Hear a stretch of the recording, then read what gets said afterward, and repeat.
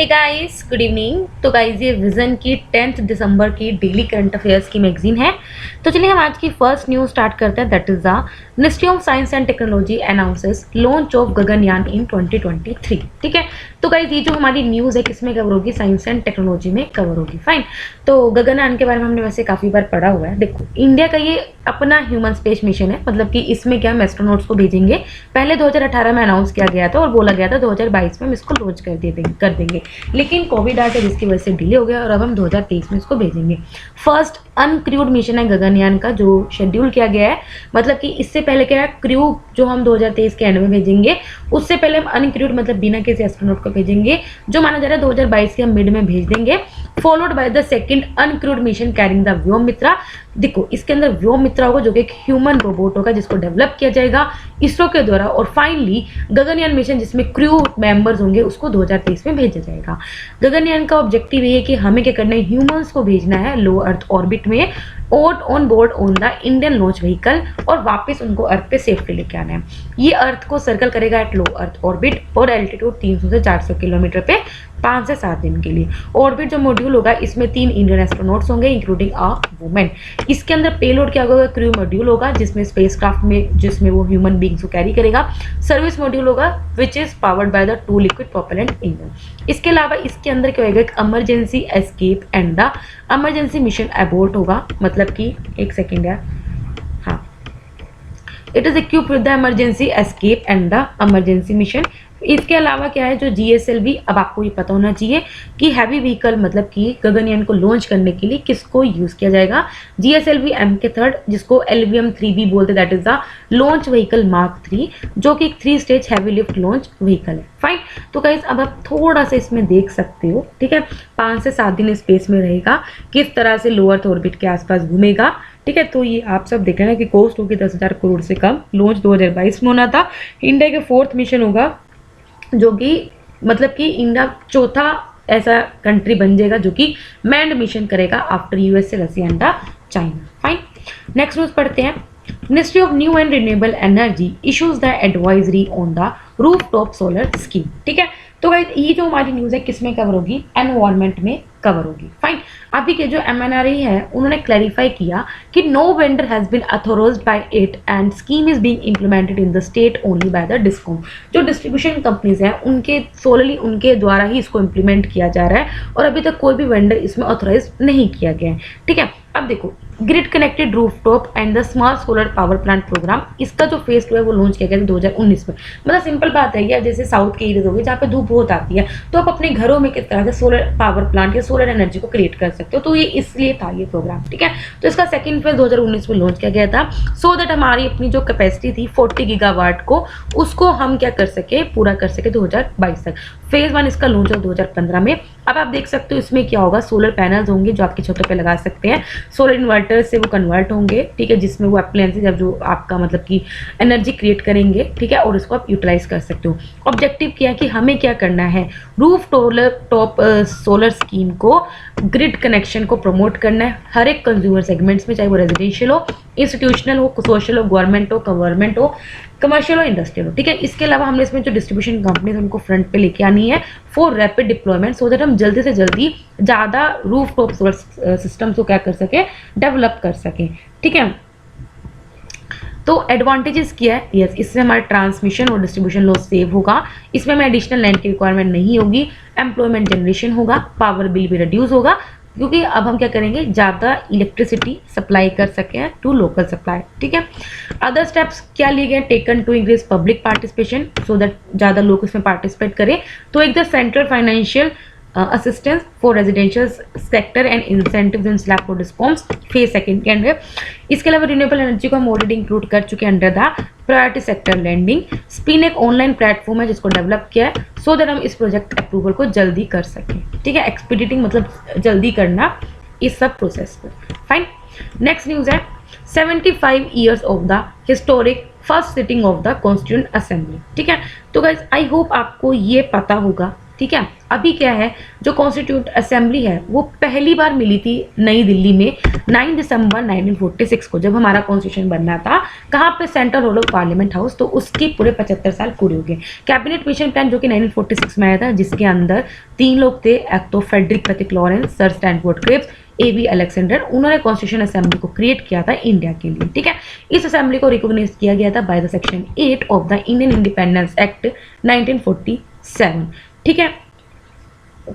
इसके बाद कंपोजिशन क्या थी इसमें, जो कॉन्स्टिट्यूशन असेंबली में जो मेंबर्स, देखो ये पहले भी क्वेश्चन आया हुआ है कि इसमें जो मेंबर्स थे वो कौन कौन से थे, इलेक्टेड भी थे और नॉमिनेटेड भी थे, और उनको जो इलेक्ट किया गया था वो इनडायरेक्ट से किया गया, ठीक है। तो members were chosen by the indirect election by the members of the provisional legislative assembly according to the scheme recommended by the cabinet mission. Arrangement क्या थी इसमें, 292 मेंबर्स थे जिनको इलेक्ट किया था through a provisional legislative assemblies.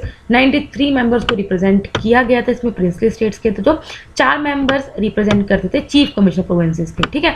अब पहले आपको पता होगा कि इस तरह की स्टेट्स होती थी, अभी तो बस स्टेट्स और यूनिटी है, लेकिन पहले ग्रुप ए, ग्रुप बी, सी इस तरह की स्टेट्स होती थी। हाउएवर जब माउंटबेटन प्लान आया 3 जून 1947 को, तो पार्टीशन आया जिसमें एक सेपरेट कॉन्स्टिट्यूएंट असेंबली को सेटअप किया पाकिस्तान के लिए, और इन्हीं प्रोविंसेस में से कुछ रिप्रेजेंटेटिव थे असेंबली के जो पाकिस्तान के असेंबली में चले गए थे। एज अ रिजल्ट जो इसके मेंबर्स थे असेंबली के वो 389 से घट के कितने रह गए थे, 299 कर दिए, ठीक है। नेक्स्ट पढ़ते हैं अपना न्यूज हम अपनी। Parliamentary panel flags poor fund utilisation in the Beti Bachao Beti Padhao scheme, fine. तो ये जो न्यूज़ है सोशल इश्यूज में कवर होगी। अभी क्या है, 5th रिपोर्ट है किसकी, empowerment of women through education with special reference to the Beti Bachao Beti Padhao scheme. देखो गाइस, आपको पता है जब मोदी जी आए थे, एक सेकेंड, यस हाँ, तो मोदी जी ने 2014 में इस स्कीम को स्टार्ट किया, दैट इज अ बेटी बचाओ बेटी पढ़ाओ स्कीम को। तो अब आप उसका रिजल्ट देख सकते हो कितना कि हमारा जो फीमेल रेट है वो भी, मतलब कि सेक्स रेशियो हमारी ज़्यादा हो गई है, ठीक है। तो उनकी फाइंडिंग्स के अकॉर्डिंग अभी जो फाइंडिंग्स है वो रखी गई है लोकसभा के टेबल पे। इसको लॉन्च की गई थी 2014-15 में, और ये एक ट्राई मिनिस्ट्रियल कवर्जेंट एफर्ट है, मतलब कि इसमें 3 मिनिस्ट्रीज एफर्ट्स लगाती हैं। एक तो ministry of women and child development, ठीक है, दूसरा है ministry of health and family welfare, और इसके साथ मिनिस्ट्री ऑफ एजुकेशन। ये 3 मिनिस्ट्रीज में काम करती हैं सो दैट हम ऐसे ऐसे इश्यूज को एड्रेस कर सके, जैसे चाइल्ड सेक्स रेशियो का, ठीक है। इसके अलावा इस स्कीम में कोई भी प्रोविजन नहीं है, मतलब कि आप किसी को भी कैश इंसेंटिव नहीं देते। इसका मतलब ये डायरेक्ट बेनिफिट ट्रांसफर स्कीम का पार्ट नहीं है। देखो डीबीटी का मतलब क्या होता है, हम डायरेक्ट अगर किसी के अकाउंट में पैसा ट्रांसफर करें, जैसे फार्मर्स को हम डीबीटी देते हैं, लेकिन हमने बोल दिया कि अगर आपको फर्टिलाइजर सब्सिडी देती है अगर गवर्नमेंट, तो वो डायरेक्ट ना देके वो क्या करती है, डीपीटी। मतलब कि अगर बाजार से आपको 100 रुपये मिल रहा है तो आप 100 रुपये ले लो, और अगर उस पर 80% डिस्काउंट गवर्नमेंट ने दिया तो आपको 80 रुपये गवर्नमेंट आके बैंक में बेच देगी। तो ये होता है डीपीटी स्कीम, ठीक है। अगर हम 2016-17 से देखें, ठीक है, तो ministry of women child development ने इसका ग्रांट एंड एड को डिस्पर्स करना शुरू कर दिया डायरेक्टली, कहाँ पे, सिलेक्टेड डिस्ट्रिक्ट के डीसीज को, सो दैट हम इस कैंपेन को अच्छे से इंप्लीमेंट कर सकें। ऑब्जर्वेशंस क्या ली गई हैं जरा हम ये देख लेते हैं। जरा हम ये देखते हैं सबसे पहले कि जो फंड्स किस तरह से रिलीज किए गए हैं और इश्यूज क्या आ रहे हैं, ठीक है। तो हमने क्या किया, जब से स्कीम का देखा तो ओनली अभी तक स्टेट्स के द्वारा सिर्फ 25% फंड ही यूटिलाइज किया गया है। इसके अलावा रिकमेंडेशन ये कि हमें क्या करना है, स्ट्रिक्टली फंड्स को रिलीज करना है by the particular states of UT, ठीक है, और उसको इन्वेस्टिगेट करने कि कहाँ पे कितना एक्सपेंडिचर हो रहा है, उसको यूटिलाइज किया जा रहा है। इसके अलावा स्पेंडिंग पैटर्न, मतलब कि अगर देखा जाए तो 446 करोड़ में से जो रिलीज हुआ है 2016 से 2019 के बीच में, उसमें से सिर्फ 78.9% जो मनी है वो सिर्फ मीडिया एडवोकेसी पे लगा हुआ है, ठीक है। तो सिंपल बात है कि रिकमेंडेशन है कि हमें एक्चुअली में उस पर फोकस करना चाहिए, एजुकेशन और हेल्थ और उनकी रेदर देन एडवर्टाइजमेंट, ठीक है।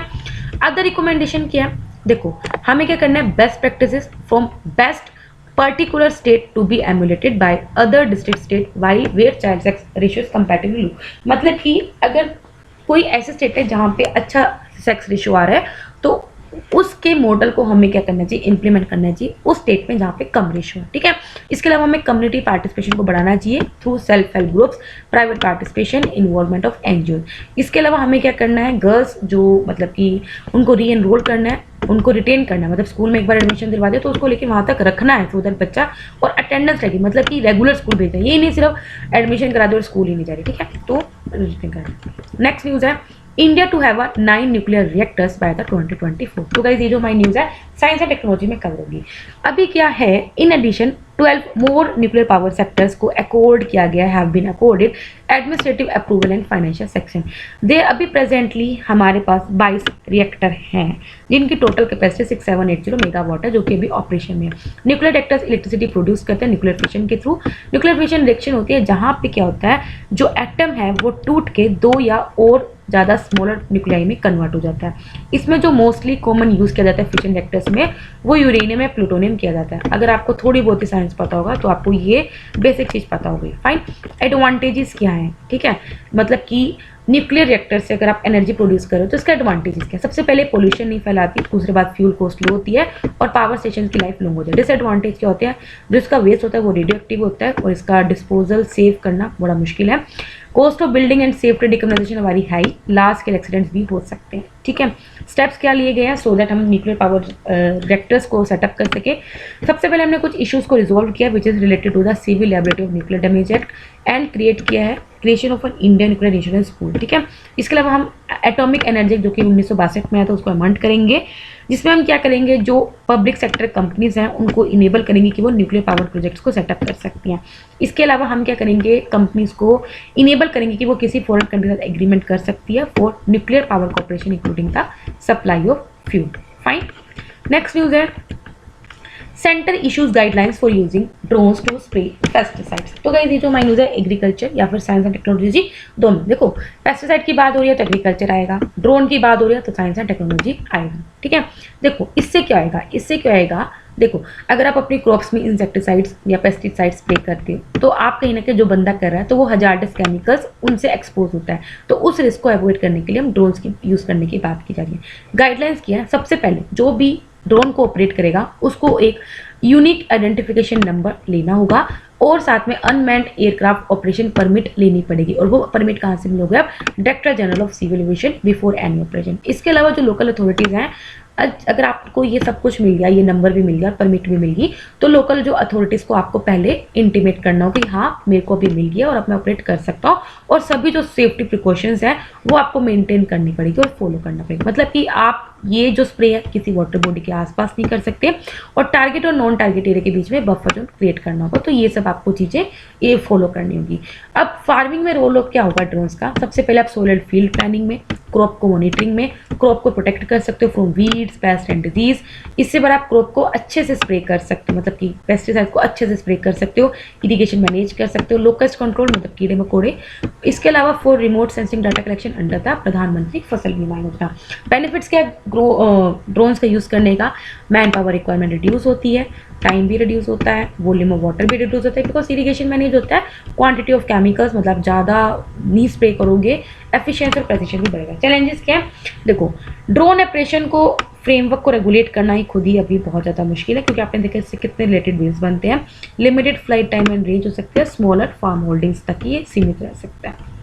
अब हम बढ़ते हैं अपनी छोटी छोटी न्यूज़ पे, और सबसे पहले जो इसकी न्यूज़ है वो है centre revise guidelines for the coarse grain, मतलब जो मोटे अनाज है उसके लिए कोई सेंटर ने गाइडलाइंस को रिवाइज करा है। तो सेंटर ने जो गाइडलाइंस में रिवाइज किया वो कहाँ पे किया है, प्रोक्योरमेंट कैसे परचेज कर सकते हो, अलॉट कर सकते हो, डिस्ट्रीब्यूट कर सकते हो, डिस्पोज कर सकते हो।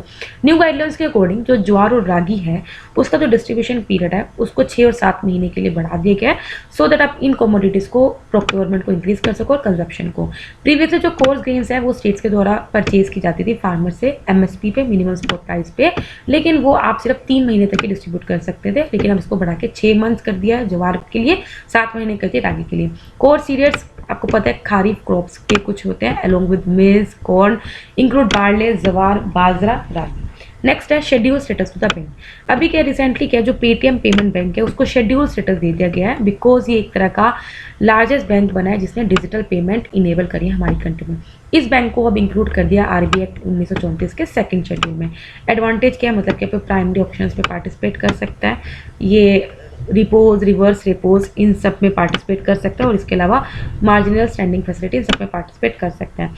इसके अलावा वो गवर्नमेंट के द्वारा जो फाइनेंशियल इंक्लूजन स्कीम्स चलाई गई हैं उनमें भी अब वो एलिजिबल है पार्टनर बनने का, मतलब कि अब उन स्कीम्स का फ़ायदा भी अपने कस्टमर्स को दे सकता है, ठीक है। तो भाई बहुत अच्छी न्यूज़ है। नेक्स्ट है ग्लोबल हेल्थ सिक्योरिटी इंडेक्स 2021। तो भाई इस तरह के इंडेक्स काफ़ी इंपॉर्टेंट हो जाते हैं। एक सेकेंड, हाँ, तो देखो जो ग्लोबल हेल्थ सिक्योरिटी इंडेक्स है वो क्या करता है, इसमें 195 कंट्रीज को मेजर किया गया है कि वो किसी भी एपिडेमिक या पेंडेमिक से कितना प्रिपेयर है। इसको जो है रिलीज किया गया है बाय द, वेरी इंपॉर्टेंट, किसके द्वारा रिलीज किया गया है, by the nuclear threat initiative और साथ में Johns Hopkins Center of health security. Finding क्या है, जो कंट्रीज चाहे वो किसी भी इनकम लेवल से हैं, they are dangerously unprepared to meet the future epidemic and pandemic threats, मतलब कि कोई भी कंट्री रेडी नहीं है। वर्ल्ड की जो ओवरऑल परफॉर्मेंस है इसमें वो स्लिप हो गई है, जो कि 2019 में 40.2 थी, उससे घट के 38.9 रह चुकी है, और इंडिया भी अपनी पोजीशन में स्लिप किया। मोस्ट कंट्रीज ने अभी तक फाइनेंशियल इन्वेस्टमेंट नहीं करी है कि अपना एपिडेमिक या पेंडेमिक प्रिपेयरनेस को स्ट्रेंथन करने में। नेक्स्ट है हैदरपुर वेटलैंड। इंडिया ने अभी क्या किया है, हैदरपुर वेटलैंड को कंट्री का 47th रामसर साइट को डेजिग्नेट कर दिया गया। रामसर एक वेटलैंड साइट होता है जिसको डेजिग्नेट करते हैं अंडर रामसर कन्वेंशन, पता होगा, जो कि एक इंटर गवर्नमेंटल एनवायरमेंट ट्रीटी है जो 1975 में फोर्स में आई थी। हैदरपुर वेटलैंड अब कहाँ पे सिचुएटेड है, तो भाई मुजफ्फरनगर बिजनौर बॉर्डर पे यूपी के 1984 में फॉर्म किया गया था by the construction of Madhya Ganga barrage, कहाँ पे सोलनी और गंगा रिवर के जहाँ मिलती है, और ये हस्तिनापुर वाइल्ड लाइफ सेंचुरी का भी पार्ट है। फाइन। नेक्स्ट न्यूज है हाँ ड्रैगन फ्लाइज। यस, तो अभी क्या first global assessment of the species in the, अभी क्या IUCN red list of threatened species में रिजल्ट शो किए गए हैं कि ड्रैगन फ्लाई की जो 6000 स्पीसीज में से 16% स्पीसीज हैं जो एक्सटिंक्शन के रिस्क पे हैं। ड्रैगन फ्लाई के highly sensitive indicator of the state of fresh water ecosystem, मतलब कि अगर फ्रेश वाटर में हल्का सा भी इसकी क्वालिटी चेंज होगी तो इन पे सबसे पहले इफेक्ट पड़ेगा, बहुत ज़्यादा सेंसिटिव है। मेजर थ्रेट्स क्या है, ऑफकोर्स आप फॉरेस्ट को क्लियर कर रहे हो for residential and commercial construction, water का रिवर का फ्लो डिस्टर्ब हो रहा है due to our hydro power plant, dam and reservoir construction and many other things. Fine. Next है certificate course on the home energy audit. इस course को launch किया गया by the bureau of energy efficiency. ठीक है, तो जो home energy audit है ये क्या करेगा, it will enable appropriate accounting, monitoring and analysis of energy use of various energy consuming equipment appliances in a house, मतलब कि आपके घर में आप जो भी एनर्जी कंज्यूम इक्विपमेंट है, जैसे चाहे वो लाइट हो गई, पंखे हो गई, या फिर जो भी आप हीटर वीटर यूज़ करते हो, उनको एनालाइज करेगा कि कौन कितना एनर्जी कंज्यूम करता है, और इसमें वो टेक्निकल रिपोर्ट प्रोवाइड करेगा कि किस तरह से हम क्या कर सकते हैं, इन पर्टिकुलर इक्विपमेंट्स की एनर्जी एफिशिएंसी इंप्रूव कर सकते हैं, रिकमेंड करेगा सो दैट हम एनर्जी बिल्स भी रिड्यूस कर सकें और कार्बन जो एमिशंस है उनको भी रिड्यूस कर सकें। नेक्स्ट है रॉयल गोल्ड मेडल 2022। ये वर्ल्ड का हाईएस्ट ऑनर है फॉर आर्किटेक्चर, और इसको गिवन किया जाता है बाय द, किसके द्वारा दिया जाता है, by the royal institute of British architect. ये अवार्ड अप्रूव किया जाता है personally by the British king, और इसको पर्सन या ग्रुप ऑफ लोगों को दिया जाता है जिन्होंने आर्किटेक्चर में कुछ एडवांसमेंट किया हुआ है। फिलहाल इंडिया के बालकृष्ण दोषी को चूज किया गया फॉर द अवार्ड फॉर 2022। इन्होंने वर्क किया लेक कॉर्बुसियर के द्वारा, और इनका work include the Indian institute of management Bangalore and Aranya low cost housing Indore. ये इनके काम है आर्किटेक्चर का। इसके अलावा इन्होंने पहले प्रिक्चर अवार्ड और अगा खन्ना अवार्ड भी इनको मिला है। फाइन।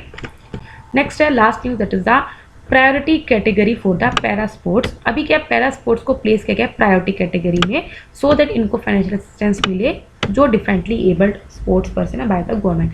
इसके अलावा नेसेसरी असिस्टेंस भी प्रोवाइड किया जाएगा for their training and competitive exposure through the various scheme, जैसे promotion of sports among the person with disabilities, जैसे खेलो इंडिया स्कीम चल रहा है, assistance to national sports federation and national sport development fund. Fine.